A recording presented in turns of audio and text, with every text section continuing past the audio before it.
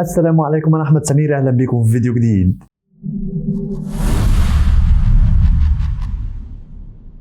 النهارده هحلل عرض ماندي نايت رو، بس قبل ما نبدا عايزك تشترك في القناه لو مش مشترك وتعمل لايك للفيديو، ويلا بينا نبدا في العرض اللي بدا بدرو ماكنتاير دخل الحلبه واتكلم وقال ان داميان بريست مطرح ما بيمشي بيجي وراه او بيجري وراه الجاجمنت داي وماشيين وراه في كل حته، لكن باقي 5 ايام على كلاش ات ذا كاسل وهفوز بلقب داميان بريست.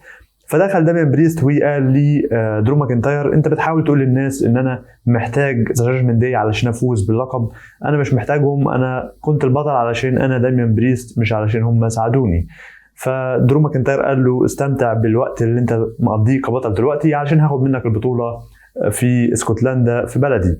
فرد عليه بريست وقال له ان انت برضو مصر ان جاجمنت داي هم اللي بيدعموني او بيساعدوني، فايه رايك ان انت تلعب فين بالور الليله دي، ولو انت فزت عليه هيكون الجاجمنت داي محظورين من ماتشنا في كلاش ات ذا كاسل، لكن لو فين بالور فاز هيبقوا موجودين معايا مش علشان انا محتاجهم، لكن علشان اوريهم او خليهم يتفرجوا عليا وانا بهينك وبفوز عليك في وسط بلدك واهلك.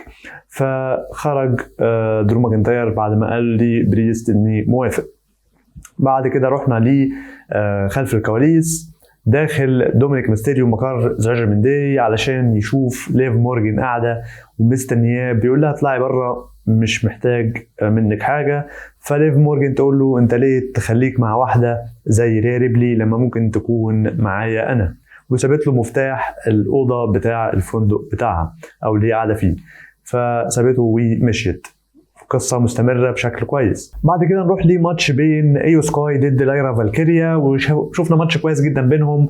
حاولت داكوتا كاي تساعد اثناء الماتش طبعا ايو سكاي وساعدتها، لكن في الاخر طبعا فازت ايو سكاي بالماتش. وبعد الماتش ما خلص طلعوا دامج كنترول يضربوا في لايرا فالكيريا، وبعد كده نزلوا من الحلبه. فطلعت تاني ايو سكاي تضرب في لايرا فالكيريا لانها متغاظه منها ومتضايقه، وطلعوا معاها دامج كنترول يضربوا تاني في لايرا فالكيريا لحد ما جت المساعده من كاتانا تشانس وكايدن كارتر وخرجوا دامج كنترول وسابوا الحلبه. بعد كده نروح لخلف الكواليس مقر جاجمنت داي. بيسالوا دومينيك ميستيريو ايه اللي بينك وبين ليف مورجان. قال لهم والله انا دخلت لقيتها موجوده هنا وبتديني مفتاح الاوضه بتاعتها في الفندق، بس انا مش هروح طبعا. ومسك المفتاح وحطه على الترابيزه، يا دوبك بيتكلموا ما بينهم وبين بعض شويه، بيبصوا ما لقوش المفتاح اختفى. فقالوا المفتاح راح فين؟ وقعدوا يدوروا عليه مش لاقينه. بعد كده نروح لخلف الكواليس ماشي زاميز وبيسال عن ار-تروث وبيسال سامي زين عنه. قال له انا ما شفتوش، ايه المشكله يعني؟ فزاميز قال له لا، ده ار-تروث لو سبته لوحده بيعمل مصايب مع نفسه. فمشي يدور عليه وكمل مشي سامي زين، فيقابل الفا اكاديمي يقول لهم انتوا مش محتاجين تسمعوا كلام تشاد جيبل، انا قلت لكم كده مره ومش عايز اكرر كلامي، لكن انتوا احسن من كده. فجه اوتس وقال لسامي زين انا اسف على اللي بعمله معاك، لكن انا مش عايز ابقى كده، لكن ما اقدرش اغير الواقع ده لاني انا ولا حاجه. فسامي زين قال له انت مش ولا حاجه، ده كلام تشاد جيبل عنك، لكن انت مش ولا حاجه، انت تستحق اكتر من كده بكتير. بعد كده شفنا لودفيك كايزر بيعلن دخوله للماني ان ذا بانك، ولودفيك كايزر بصراحه اتطور جامد الفتره الاخيره مع جونتر. ونروح بعد كده الماتش تاك تيم سداسي بين فريق LWO اللي اثناء دخولهم حصل QR كود جليتش وهنجيله كمان شويه. ماتش بين LWO وبرون سترومان ضد فريق جاجمنت داي، وشفنا ماتش كويس جدا بينهم. حصل اثناء الماتش تدخل من ليف مورجان علشان تساعد دومينيك ميستيريو، وشفنا زيلينا فيجا بتضرب ليف مورجان ويقدر فريق LWO يفوزوا بالماتش. اما بالنسبه للجليتش الQR كود لو عملت له سكان هيظهر لك عد تنازلي لعرض الرو اللي جاي، مش عرض كلاش ات ذا كاسل، لكن عرض الرو اللي بعد كلاش ات ذا كاسل اللي هيكون يوم 17 يونيو، اللي احنا عمال قلت برضو عليه كذا فتره او بقالي فتره بقول ان يوم 17/6 ده هيكون عوده انكل هاودي او بو دالاس. فهيحصل في عرض الرو مش عرض كلاش ات ذا كاسل. ممكن يعملوا يعني تحفيز كبير جدا للموضوع في كلاش ات ذا كاسل، لكن العودة نفسها يكون في عرض الرو. بعد كده نروح ليه خلف الكواليس. ريكاشي بيروح لإليا دراجانوف بيقول له انت تقدر تفوز على برون بريكر، ولو احتجت اي مساعدة انا هكون جنبك. فإليا دراجانوف قال له انا هروح اوريه الوحش اللي جوايا. ونكمل خلف الكواليس، واقفين فريق دامج كنترول وايو سكاي متضايقة جدا وبتقول ان فريق دامج كنترول لازم يتغير. فده موضوع مثير للاهتمام. هل عايزة تغير الفريق ولا علشان هي زهقانه دلوقتي وعايزه تغير فكر الفريق؟ في فرق ما بين تغيير الفريق والاعضاء بتوعه وتغيير الفكر بتاع الفريق والاتجاه بتاع الفريق. فده اللي هنشوفه بعد كده. بعد كده دخل سامي زين للحلبة وقال اني هفوز على تشاد جيبل في كلاش ات ذا كاسل علشان انهي الموضوع اللي بينا ده واحافظ على اللقب بتاعي. فدخلوا الفا اكاديمي وتشاد جيبل قال لي سامي زين انت بتحاول تفرق او تهد اللي انا بنيته. الفا اكاديمي كويسين جدا ومبسوطين معايا ومفيش اي مشاكل. فسامي زين قال له انت مجنون، ازاي دول مبسوطين؟ ده شكل ناس مبسوطين، انتوا مش هتكونوا مبسوطين الا لو سبتوا تشاد جيبل. فقال له بلاش تتكلم عنهم وانا هتولى مسؤوليتك يوم السبت، لكن هديك جزء النهارده لما هتلاعب اوتس وهيخليك تشوف جزء من اللي هوريهولك في يوم السبت.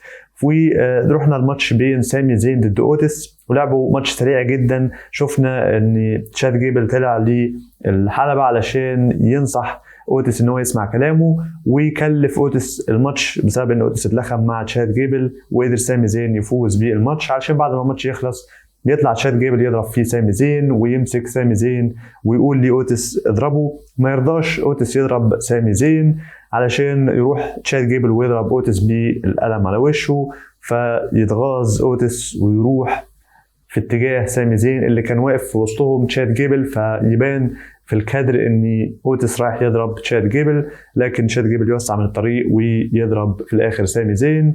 وشفنا في الاخر اوتس كان بيفكر يضرب تشاد جيبل لكن مشي وسابه في الحلبة علشان النقطة دي هتحصل في عرض الشهري. طبعا كلاش ات ذا كاسل ما اعتقدش، استحالة تكون حاجة زي كده، او القصة دي ما ينفعش القمة بتاعتها تكون في عرض اسبوعي، فلازم هتكون في عرض شهري كبير، واللي اعتقد هيكون هو كلاش ات ذا كاسل. شفنا خلف الكواليس زميز اخيرا لقى ارتروث وقال له ان انا عملت ماتش على القاب التكتيم بتوعنا الليله دي ضد فريق اي بي اي.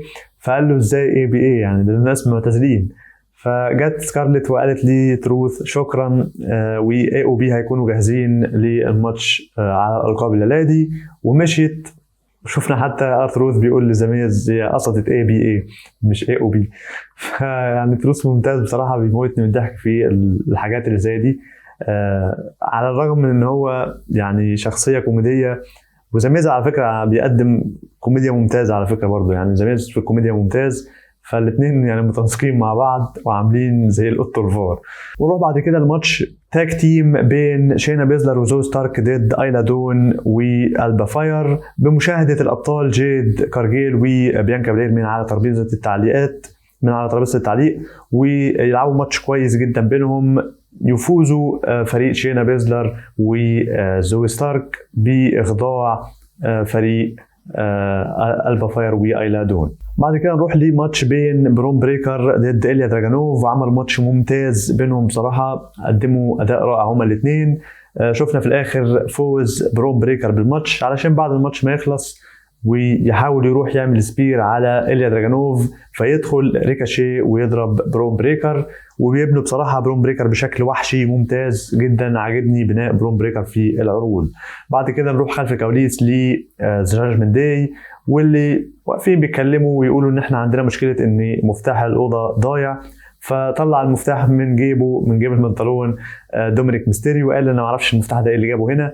فتقريبا ليف مورجان هي اللي حطيته في جيبي من غير ما اخد بالي.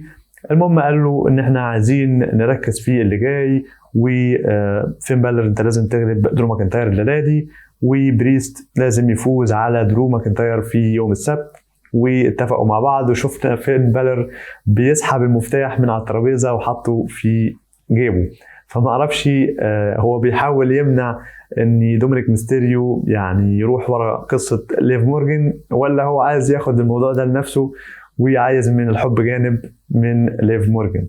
بس اعتقد ان هو عايز من الحب جانب من ليف مورجان، لان طريقه السحب كده من تحت من تحت ايديهم على الهادي، الموضوع ده يعني باين ان هو عايز يخش في الموضوع. بس هنشوف بعد كده ايه اللي هيحصل معاهم. بعد كده نروح لخلف الكواليس. شيماس يروح لدرو ماكنتاير ويقول له انا عارف ان احنا ما بيننا كلام كتير، لكن انا عايزك تروح تكسب في بلدك في اسكتلندا في يوم السبت.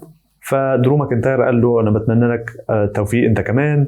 فشيماس قال له ان انا هفوز بالماني ان ذا بانك، ودرو ماكنتاير قال له انا هكون ساعتها بطل العالم. فقال له انا لو صرفت ساعتها الحقيبه عليك هيبقى زي زمان ما بيننا وماتشاتنا اللي بتكون بانجر افتر بانجر افتر بانجر.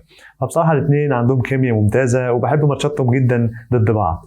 بعد كده نروح لخلف الكواليس ذا فاينل تيستمنت، لقاء معاهم، وبيتكلم كارين كروس بيقول ان AOB هيفوزوا الليله دي بالقاب التكتيم علشان نعرف اكزيفير وودز ان احنا افضل ليه من كوفي كينغستون وان هو لازم ينضم لينا.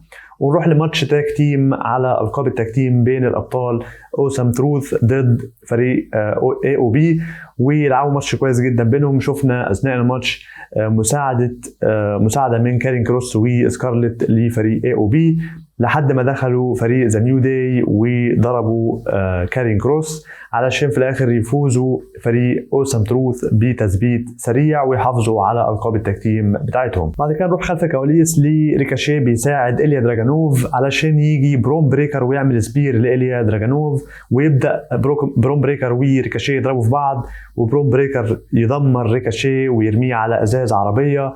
وبعد كده شفناه الاسعاف بتاخد ريكاشيه و بتروح للمستشفى، وحتى خطيبته سامانثا كانت بتعيط وركبت معاه العربيه ومشيوا. فزي ما قلت البناء بتاع برون بريكر بناء وحشي ممتاز. انا بحب جدا البناء اللي بيعملوه لبرون بريكر ده.